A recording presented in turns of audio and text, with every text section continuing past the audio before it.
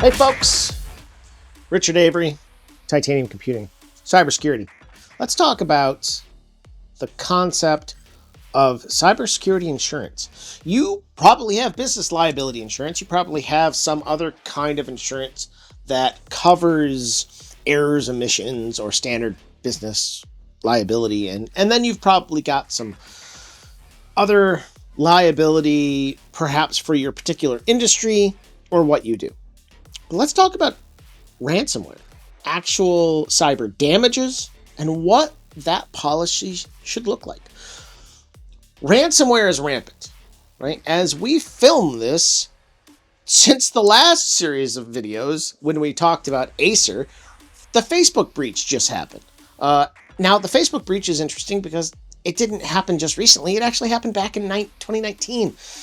But we're just discovering about it now. We talked about that a little bit in passwords and how those things that you see on websites like Have I Been Pawned are just breaches that are known, not breaches that are actually guaranteed to protect you. So those breaches can happen to you, no matter how good you set up your cybersecurity, no matter how good your IT company is, no matter how good your defenses are.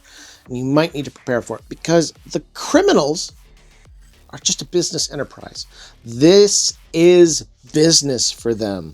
It's gangsters. It's organized crime. Some of them are nation states, embargoed, illegal nation states. It's a known fact that North Korea has been using ransomware to attack companies to get crypto payments to practically keep the bills and the lights on. So understand that this is a monetary game for them. And in some of those cases, they're literally going to say, show us a copy of your cyber liability plan. What do you have? Oh, you have $1 million cyber liability plan. That's great. Your ransom is $1 million. Surprise! Hey, we'll even send you your deductible back. Oh, it looks like you've got a $10,000 deductible. Great. I actually know a company that got ransomwared. They got hit for a $2 million policy. Their ransomware was $4 million. The federal agencies got involved. The negotiators, there are dedicated ransomware negotiators. They negotiated the ransomware down to $2 million. And then, literally, 4 months later in the mail, they got a box of gold mailed to them. The cyber criminals that had ransomwared them were true to their word, and they mailed them back their deductible in gold, right? So you need to understand that this is a business transaction for them. What is chaos to the fly is a normal day occurrence for the spider. And as you deal with those moments, you need to have something.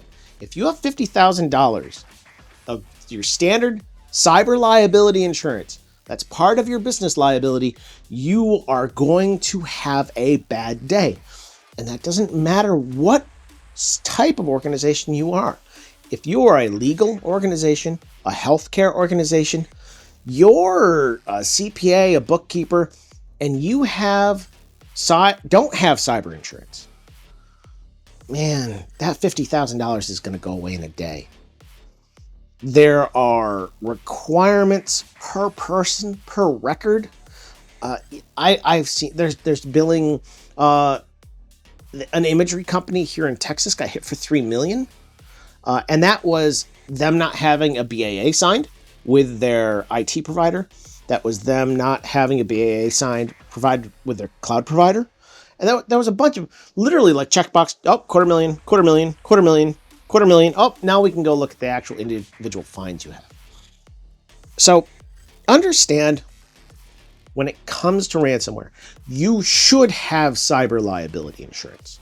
You should have something protecting you in some way, shape, or form against an event like that. You can't rely on technology completely. You can't rely on your people completely. You really need to have a piece of paper that transfers the liability of that coverage and that financial damage, and you need to pay something for it. So as you do those things, as you walk through your environment and say, this is the kind of coverage I think I should have, this is how much I want to spend for it, you really should be spending a couple $100s a month based on the size of your business. If you're a $5 million business, maybe you need $2 million of coverage. If you're a $10 million business, maybe you need $3 or $4 million of coverage. If you're a $50 million business, well, then you're probably starting to look at $10 million of coverage. But you also need to understand, we're going to talk about this in another video, that the moment you start asking for coverage above a certain amount, it's just like a life insurance plan, really. The insurer wants certain guarantees. They want to know, do you smoke? Do you exercise? Do you cliff jump? Do you do aggressive drugs? Do you, race cars at 300 miles an hour? Are you an experimental jet driver? These can impact your life insurance. Well, it's just like that for a cyber liability plan.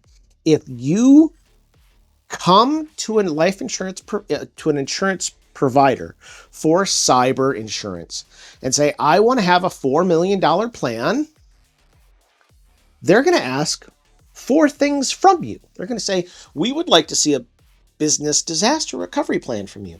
We want to see an audit. We want to see what's your continuity of operations look like.